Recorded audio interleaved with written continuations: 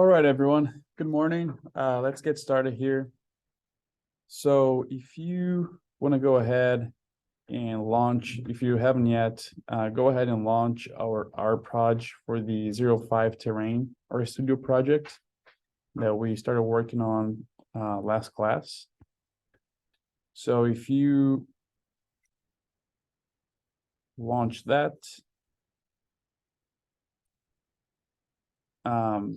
we stopped at this plot here last time.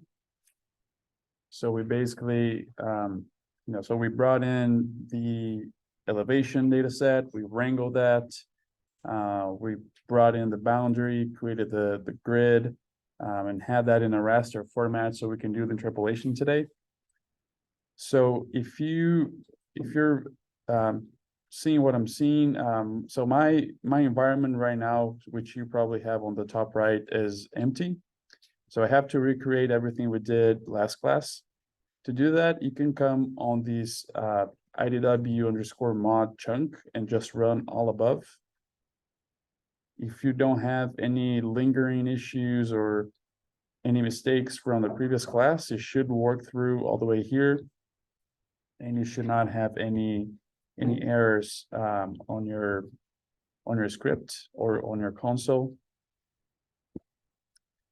And if you just want to double check, we're going to be using the elev_w object for the interpolation. So if you just want to check if you have it, if you just type elev_w and just run it to print it below, you should have like 50,000. It should print and should have 55,000 or approximately 55,000 rows in this data set. Okay, so I'm assuming that you all have it since we already did all that on the previous class. And so today our goals here are going to be to first interpolate the elevation to the same grid size as we used before for yield, and then use that interpolated elevation map to then calculate secondary terrain variables, right?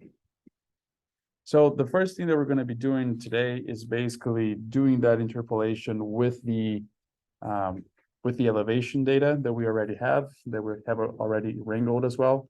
So if you come here to this chunk, we're going to use, if you remember, to do, at least the way I'm showing and teaching you, to do interpolation in R is basically two steps, right? So the first one, we set up the formula. So we really say which column we want to interpolate, and then we do a prediction of that model.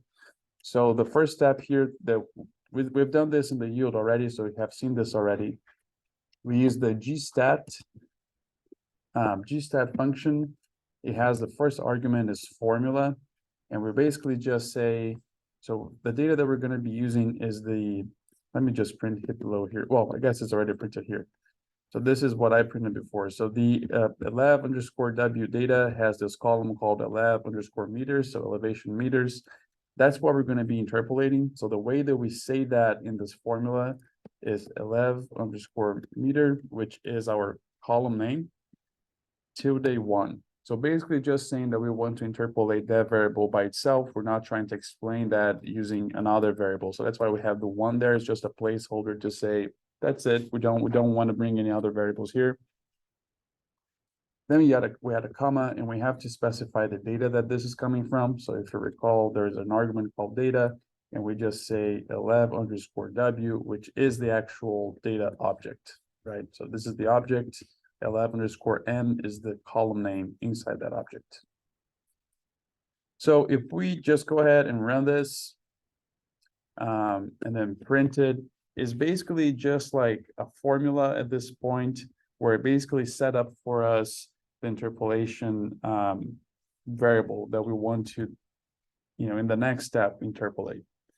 So in the next step, if you come here in the next chunk, I'm calling this IDW_pred for prediction.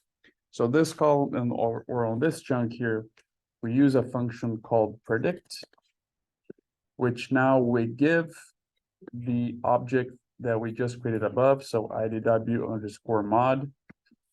And then if you think of it, we haven't yet told it, like we did not say at all on the first part here on the gstat, what is the grid or grid size or cell, whatever, That was not mentioned at all in the first step. That was just like the data itself, the formula that we're given. So then we really need to bring in on the predict side, what is the grid that we want to predict the interpolation over? So that is, it's the grid that we created above, which is called grid_R. And remember, so this is something that I may ask you on a quiz or an assignment or an exam, where I think it's easier to work with grids in a vector format. So if you think of it, each cell is a polygon. I think that's easier from a data, like a data frame standpoint, where you can really see the columns.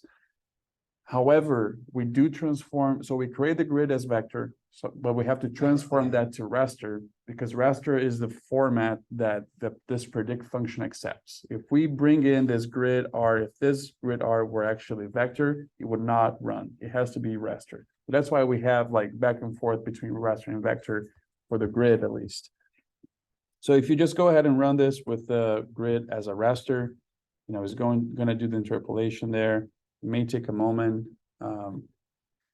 but once it runs, then we can just print this, and you're going to see that it is still a stars object. So stars is raster, right? SF is vector. So it's still a stars object. Now we have, again, those two columns called var1 pred and var1 var. We already had a conversation about this, where var1 pred is the actual predicted interpolated value of each cell. And var1 var is all NAs in this case, because we're doing inverse distance weighted. If we were doing Kriging, we would have values in this column here. We're not going to be doing Kriging for this exercise. Okay, so the next thing I want to do here is basically, you know, so we just interpolated elevation. So now let's take a look. Let's plot it and see how it looks like on a map. So if you come to the next chunk here, I started off with a ggplot, and I'm saving this again to an object called elevmap, because I want to plot this all together with multiple other plots in the end, and we have to have that saved as an object so we can call it later. So let's get started with a plot here. I do want to plot this object here, IDW pred. What geom should I use? Geom stars. Yes, geom stars. Who said that? Saker. Thanks, Saker. Yes, that's right. Geom stars, right? Because this is a stars object, and there is a specific geom for that. So we can just go ahead and start geom stars. We need to say what's the data equals data frame name. So that's the IDW_pred. And we can just run at this point and print it just to see how it looks like. So this is what it looks like again. And I just want to repeat this, and I'll keep repeating this so it sticks to your head, that this is a raster, and rasters are always continuous, right? You don't have a raster that is going to have like no cells. So this is basically taking the bounding box of the field, which is where the field touches on all four sides. That's the bounding box. And then where we don't see blues, there's still cells there. It's just that they're coded as NAs, so not available, but there are still cells. Differently from vector, right? If a vector can really easily have space between points or between polygons or whatever vector we have. That's not the case with raster. Raster is always continuous, even if it looks like there's empty spaces. There is not. The cells are still there, just coded as NA, which is what we're seeing here. Okay, so this plot is not very nice to look at, I guess. So the next thing I want to do here is add the boundary. So if you recall, geom stars does not configure the X and Y axis ranges to be within like a map type of scale, but geom SF does. So let's go ahead and add a plus here, do a geom_SF, and call the boundary, which is, so data equals boundary_W. If we just do that and we run it, we're not going to be able to, so we see that now the field is, you know, the geom_SF forced the map to look like what it should, but we cannot see the points behind because we have geom_SF boundary coming after in the sequence here. So it's coming on top of the data. We can fix that by just saying fill equals NA. So we just add a comma there and we say fill equals NA. So we can see through and there's no, that white box or gray box is not there anymore. We just see the outline of the field, which is what I wanted. Couple more things I want to change here. So one of them is change the color scheme. So if we just add a plus there, I'm going to change to use a scale underscore fill underscore Viridis underscore B for bend. And I want to use the option equals uppercase E.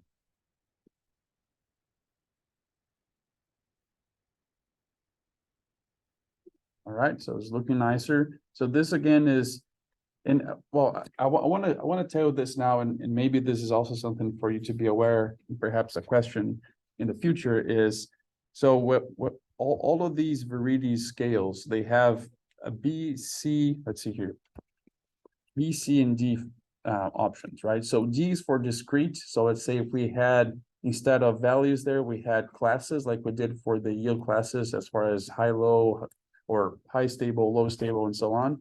We would have used the D scale for discrete. The C and B can both be used for continuous data.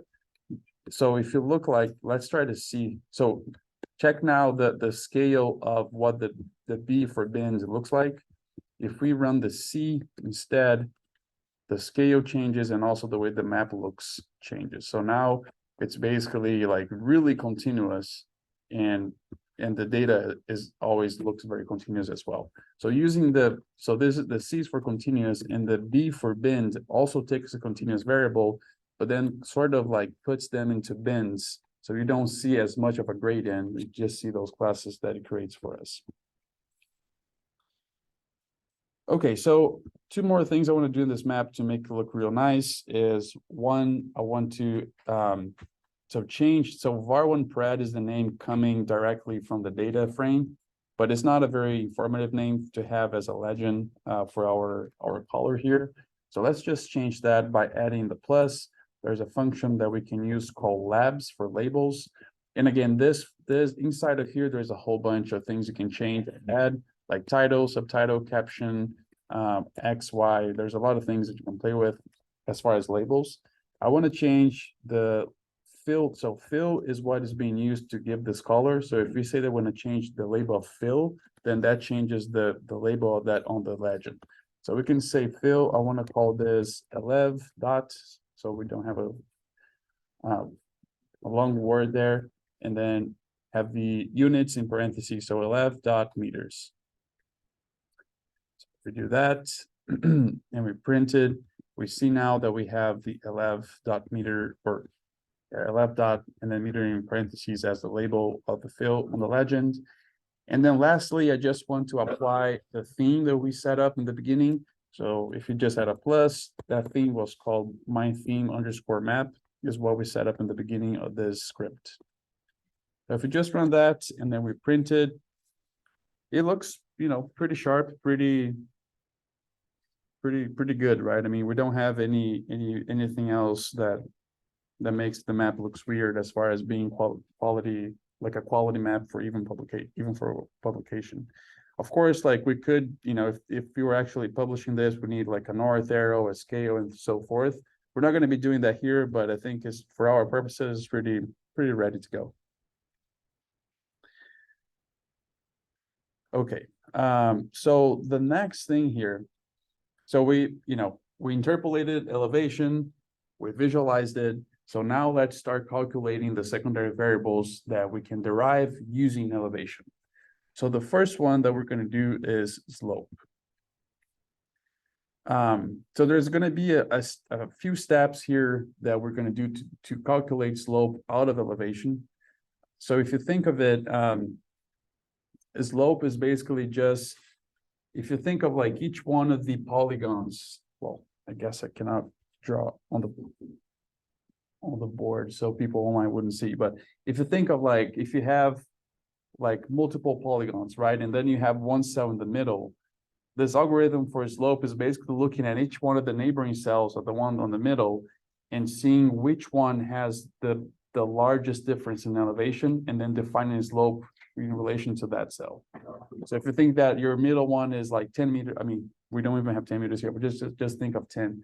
If the middle one is 10 meters, is looking for all the neighbors, and whichever one is the largest difference. So let's say one of the neighbors is like 20 meters, or maybe one of the neighbors is 0 meters. It's using those cases to define where the slope is directed for that specific pixel that's in the middle.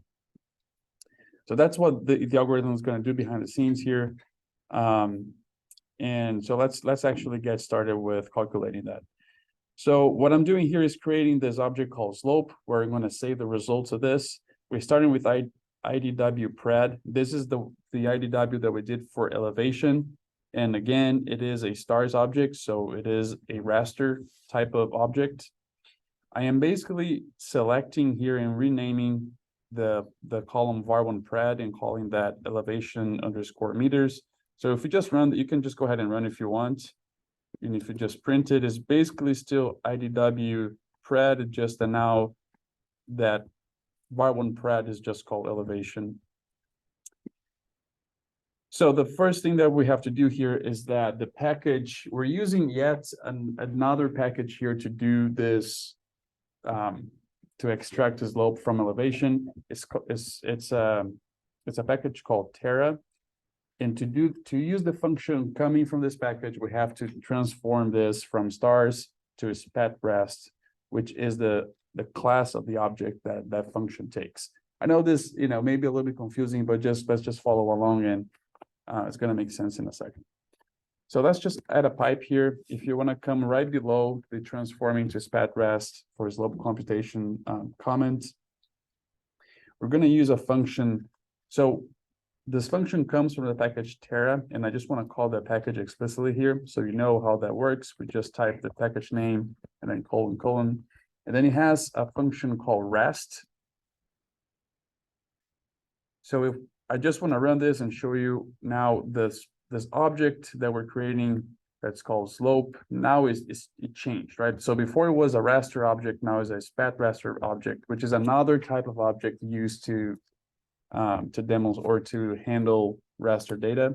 And it is the type of object that we need to do this calculation here. So that's why we're transforming. So you can go ahead and add a pipe now. We're gonna, again, call the package Terra and use a colon. And it has a function called terrain. So this function here, we basically need to say, let me just do the following. Let me come here on my console and say help terrain. So we can take a look at the documentation that this function has. So there's a whole bunch of explanations here, but basically one thing that we want to say is, so the first argument that's coming in is the data, right, which is coming through the pipe. So all of this is coming in as data into that function terrain. And then it has the second argument here called v, where we have to specify what we want to calculate out of that. So here it has the option slope, aspect, TPI, TRI, roughness, and full direction. For this step here, we want to say slope. So we can go ahead and open and close the quotation marks and say slope to calculate that. And I just want to make sure our units, so it also has another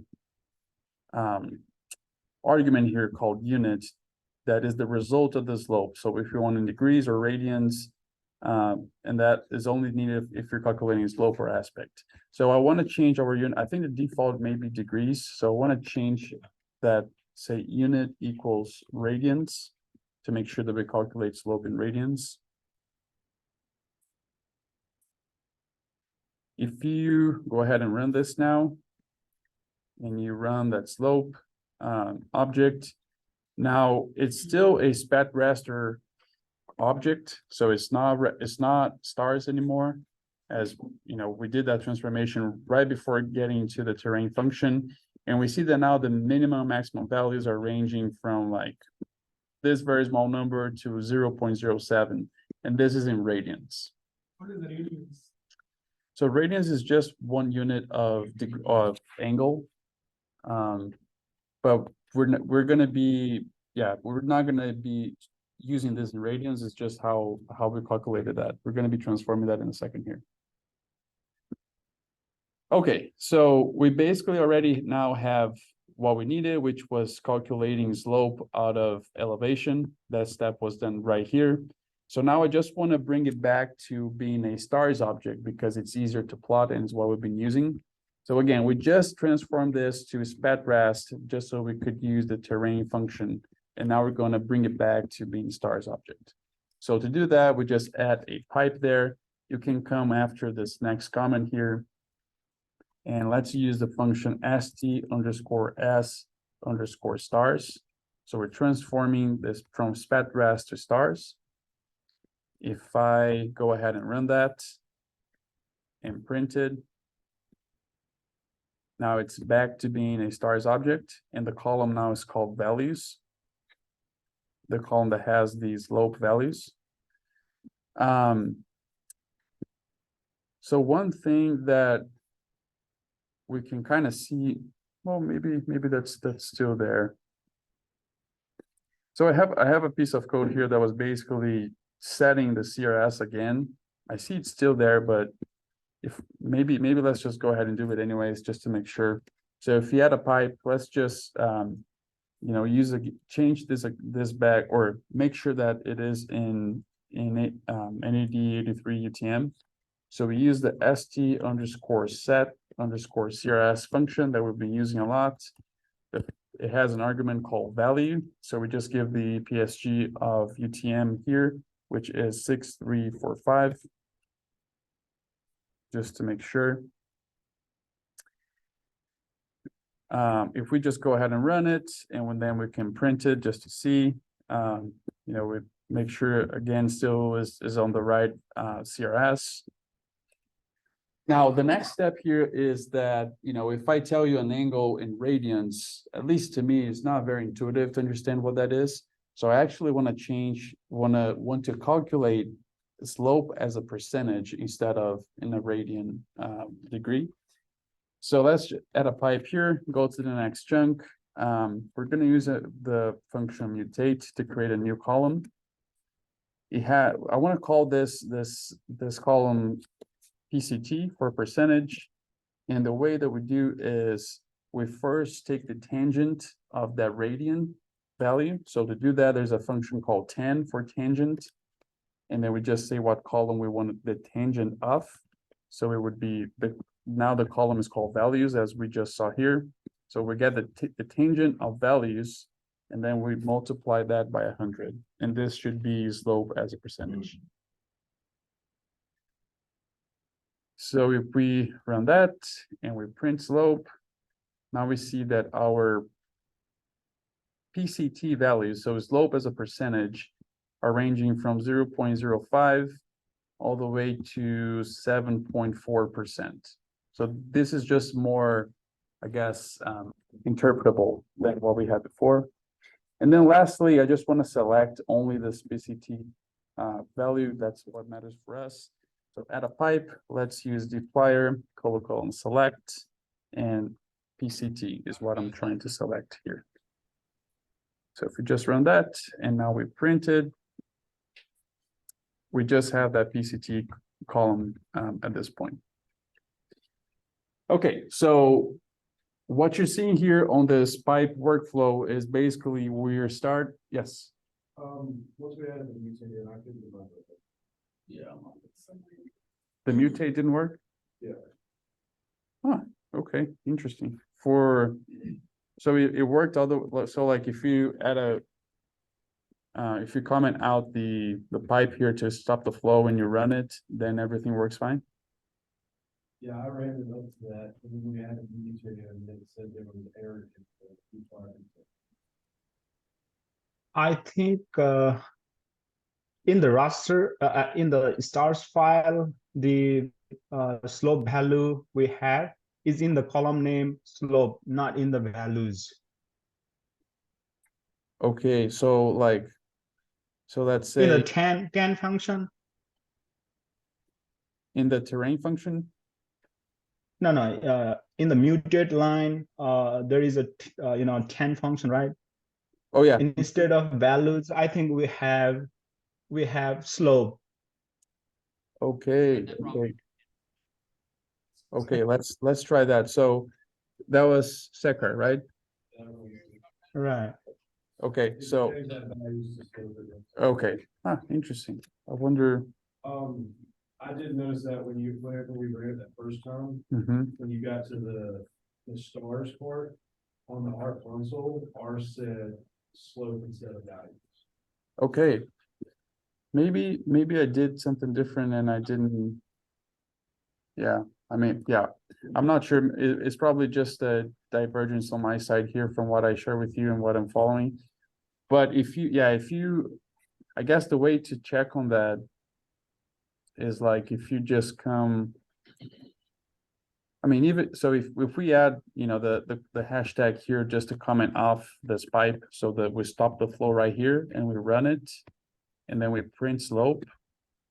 So on my side, I'm seeing the column being called values. It says slope. On your side says slope. Okay.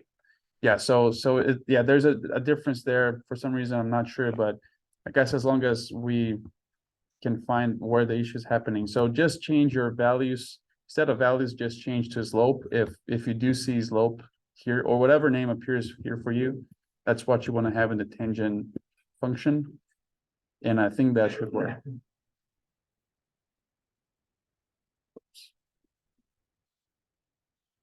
And if you did do as I did, as far as commenting off the pipe and running, make sure you uncomment it so it goes through and then run again, so everything is reflected. We're having issues here too, and we can't talk because of mic issues. Okay. In Tifton, I think it might be. let me see here. So Tifton, your mic is not working?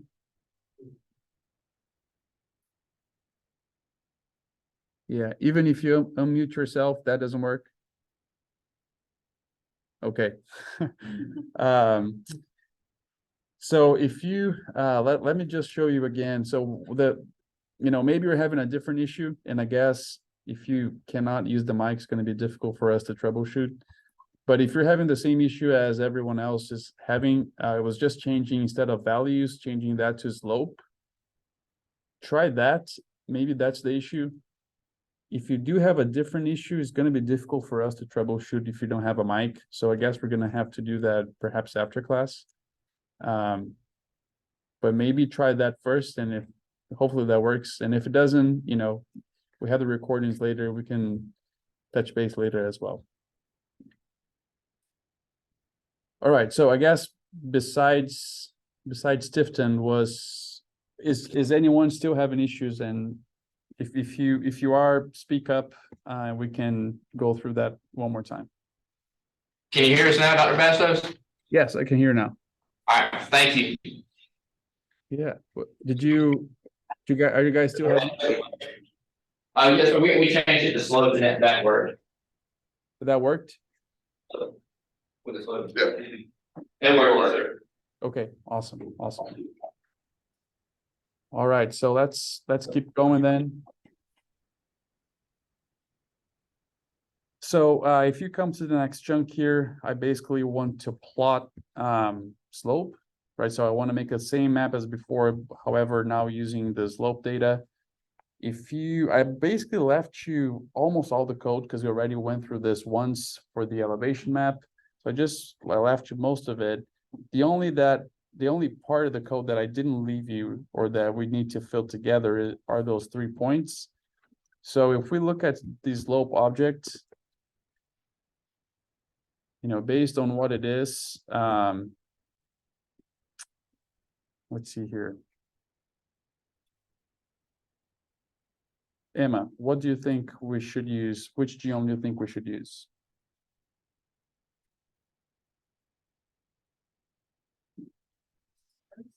Yes, that's right, because slope is a stars object, right? As we're seeing up here. That's right, thank you. Yeah, so if you can all go ahead, remove the 3 dots and say stars, that's what we need. And again, I think I already left you everything else that we needed for this plot, which is basically the same as the above. So you can just run and then print it. And this is what it looks like. So for the elevation, we had already talked about where the elevation is, where does it seem like things are moving from and to as far as water movement. Now let's just talk a little bit about this, what we're seeing here, right?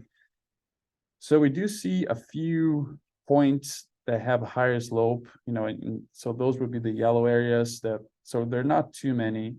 Most of the field is under this category from 0 to 2% slope. So most of the field is not very sloped, or most of the cells and its neighboring cells are not very sloped. And then we just have some points that have higher slope, being the yellow parts. And perhaps between 2 and 4% is where we see this gray as well. So that would be, you know, a slight slope, I guess, but still not terrible. So even though the maximum value is 7%, would be a considerable slope, but it's not happening in many places of the field, as we can see in this map. So how's water moving from left side to?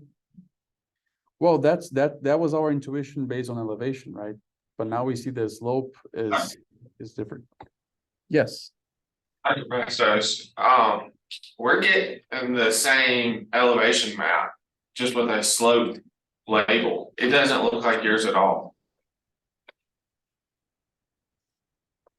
Really? Okay, is anyone else having that issue? Okay, Yes. yes. Yeah, I do have the same problem. Okay, that is interesting. So one thing to check, and maybe what I think, yeah, that's kind of weird because only some of you are getting, if it was something. So one thing to check is that whenever we're doing this, we're saving that to an object called slope, right? And then when we do the plotting here, we have geom stars and data equals slope. Before it was data equals elevation, right? So if I just And go, yeah, excuse me, I think the slope data has two columns, right? One is slope or values or slope, and another is percentage.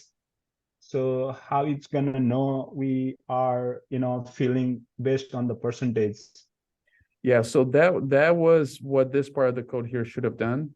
So when we do that select in the end, we're just selecting the PCT column. So that should be taken care of at that stage. Oh, I think I missed that line. That's I why. think I missed it too. Okay, so that must have been it. Yep. Like the percentage, and it's still, Can you say that again? I had that select PCT line in there, and it still gave me the same I got an error. elevation map. So When I put oh, go ahead. so Can you go back up to that where the select was, Dr. Bastos? on this part, Yes, sir, right there. Okay. I got an error when I ran it. oh, okay, Object PCT not found.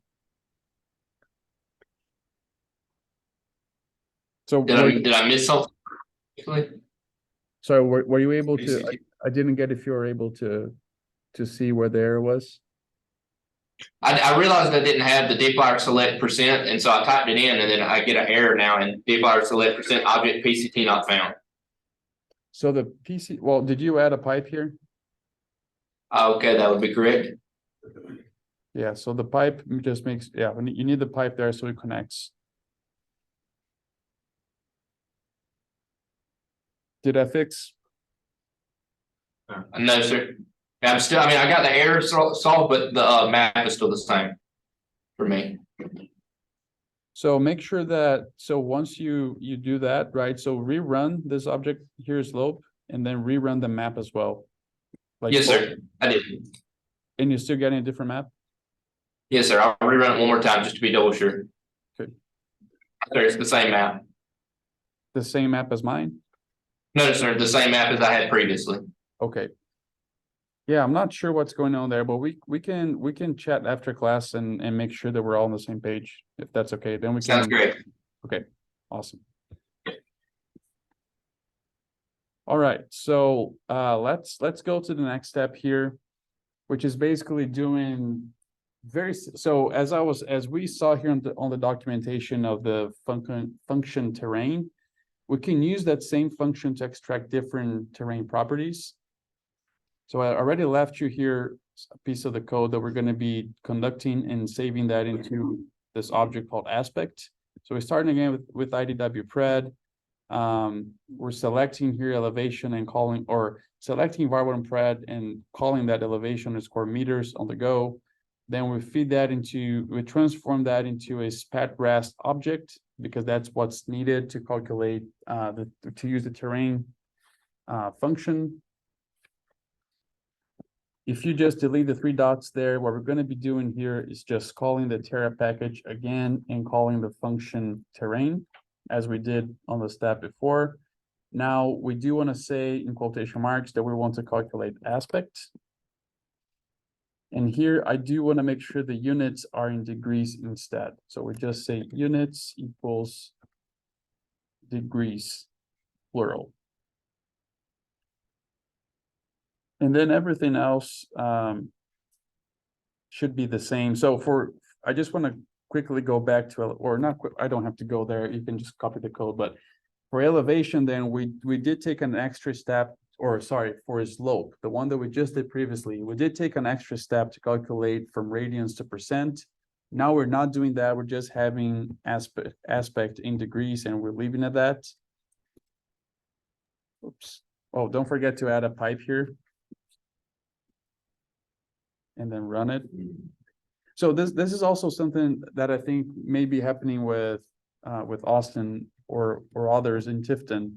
Is, let's say, so you know, we just did this line of code here and I forgot to add the pipe and then I ran it. So if I do that, right? So if I run without adding the pipe, something's gonna happen. In this case here, something weird happened because it still gave me some output. But then I realized, oh, I forgot the pipe. And then I go there and I add a pipe and I run it. That first, after you fix it, the first time you run, it may give you an error still, but if you run it again, oh, it's still giving me the error. Well, that's fun. Is that the same for you all? Let's see what is going on here. You're also getting this error, the others? Aspect degrees. That's interesting. Let me see. Maybe what Units is not plural. It needs to, you need to have the S off the units, I think. I think it's just unit. Yeah, that's right. That's right. Thanks, Miller. And somebody said something on the chat. Yeah, unit, not units. Thanks, Peter. Thanks, everyone. Yep, that's right. I had a typo there. So it is, if you were following what I did, then you probably had units plural. That is just not plural. It's singular. So yeah. That was it. Thank you, guys. So if you run it and then we now printed and we look at it, it is a stars object because we brought that back to be stars. And now we see that aspect is, you know, we have the minimum value, the maximum value, and then we have a whole bunch of NAs. Well, I guess let's go ahead and plot, and then I want to bring back another question here for you all to think about.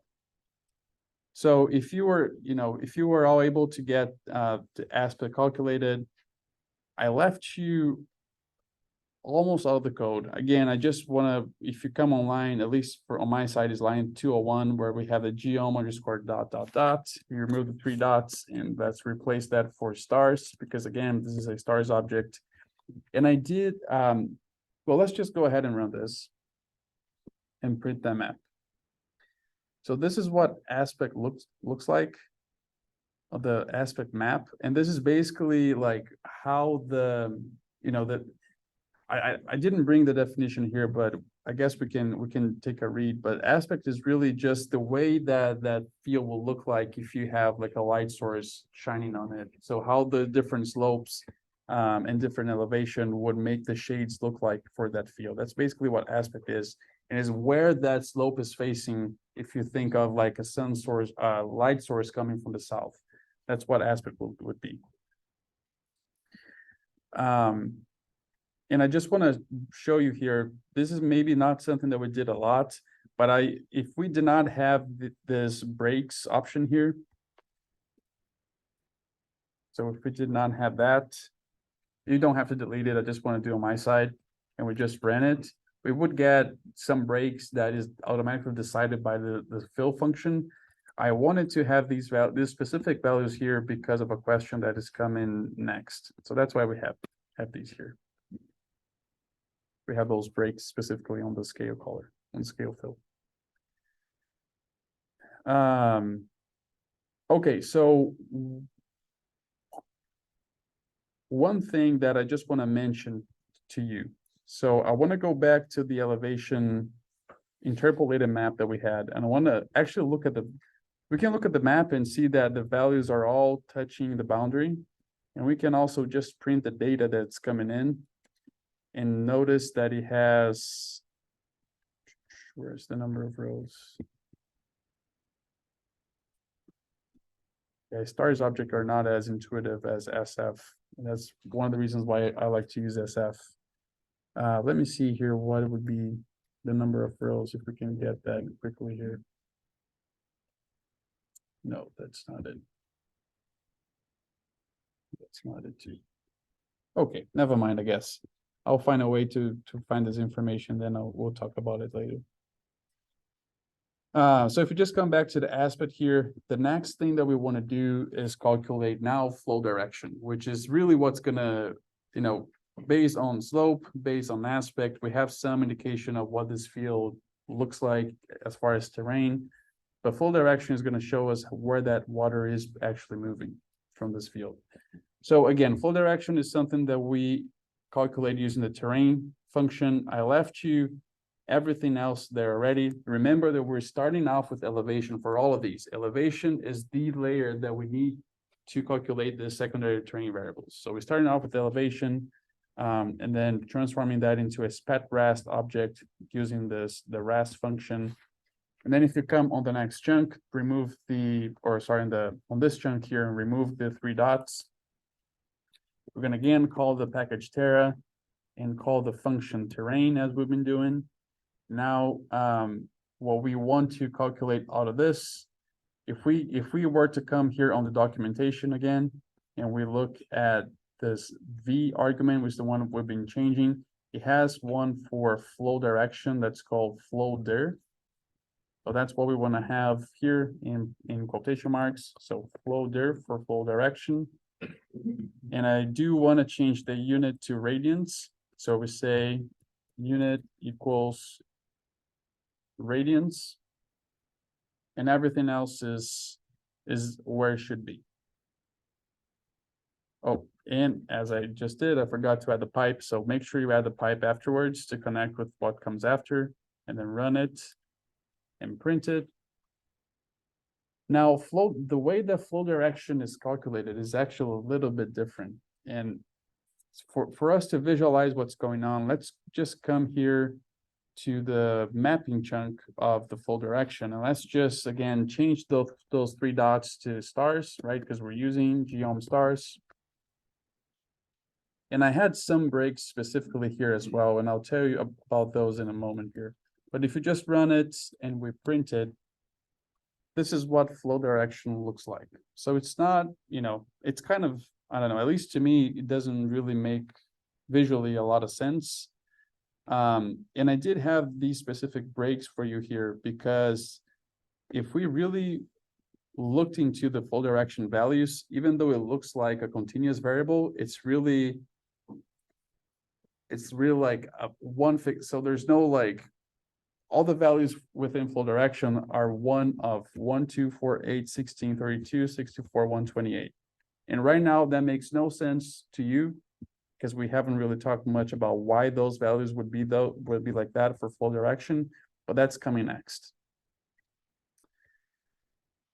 So, yeah, well, I guess we have a quiz following up. I guess Hey, Dr. Bastos, real quick. So, the picture we just created, my units are completely different than yours. Mine is 128, 64, 32, 16, all the way down to 1. And majority of mine is yellow, not blue. Man, this is so odd. Um. Okay, let's do this. Let's get to the next chunk, because I think in that one it's gonna be easier for us to troubleshoot what's going on. So let's do the next chunk, which is also a plotting chunk, and then if you're all still seeing differences, then we can come back and check what is going on Can I see your script one more time, Dr. Bastos, to make sure I've got mine correct? on the plot or on the, For flower, I don't know how to say that, that one right there, yes, sir. okay. Well, sorry, did you say the map or where calculated above? That right there, yes, sir, Matt. Yeah, so the only thing that I left you to do was just change the 3 dots to stars, so the breaks should still be the same. But for some reason, I'm having. you guys, same as mine? And Trip is not, and Emma's not, or, no, sorry, no, Alex is. You changed anything for the stars there, did you? Yeah. So I think I'm gonna, yeah, so since there's a lot of people with a similar issue, I'm gonna try to troubleshoot here with the ones in Athens afterwards, since that's probably gonna be a little bit easier. And then I'll send out, yeah, an email saying what we find. I gotta hear. We're also getting a different map than yours. That's really interesting. Yeah, and I don't know why, but we'll figure it out later. Yeah, it's just like, max is 64, our max is. It's like, we got the brakes on there, you have. Yeah, Okay, It's the same. okay. yeah, the colors are more distinctly changing. Okay, Like, interesting. I mean, it's probably, In legend, I'm getting up to 120, then you're getting up to 60. yeah, okay. Yeah, that is odd. I'm not sure why. So I wonder, it's either, it's either with the map, the visualization itself, or with the data. So let's just check if it's a difference with the data, which shouldn't be, but I don't know. think the amount of different, like, colors is the same, I just think ours is a more distinct change in those colors. And you do have scale fill varieties B, right? Option E and the same breaks. Simple. Go. Right. Yeah, that's why I'm not making sense of it. Well, I'll try to troubleshoot maybe later. You know what? I Dr. think, Bass, yes, can you scroll up just one chunk, please?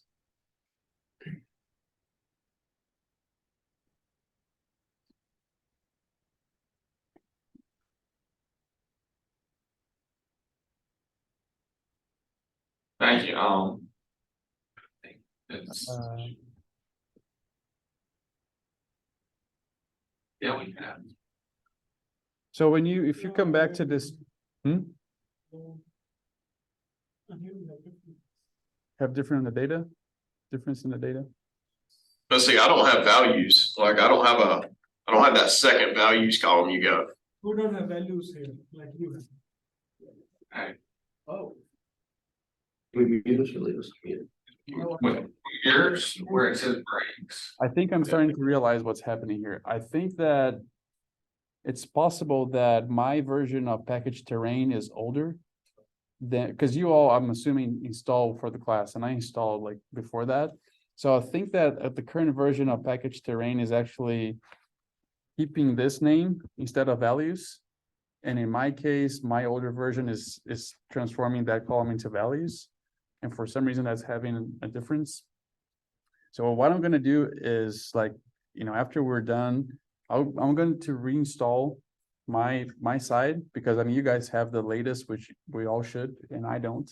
So I'm gonna fix that on my side and then rerun things and see how that goes. And then we can touch base about this again on Wednesday and make sure that, yeah, this is interesting. Yes, my apologies for that discrepancy there on how the package is behaving and how it's changing, the way that we see the objects. So I think that this is probably a good point for today, because for the quiz, we are gonna need to build the map that comes after here. So this makes more sense. I mean, the quiz is here, but you kind of have to see this map to answer that. So we can do that, the beginning of next classes, I'm gonna reinstall things, make sure that my package is working the way that yours is. And then we'll make this plot and have a quick quiz in the beginning of the class, and then continue the exercise until the end, and perhaps starting the next exercise, which is going to be on electric conductivity. Okay, so before we depart, let me go on GitHub and get your attendance. Excuse me, Professor. Yes. Yeah, I think I might have found the problem. Our scale is different than yours. Let me just open the If you issue. go, Okay, so the issue is open, so you can go ahead and claim your attendance if you're watching live. Yeah, so oops. Hold on.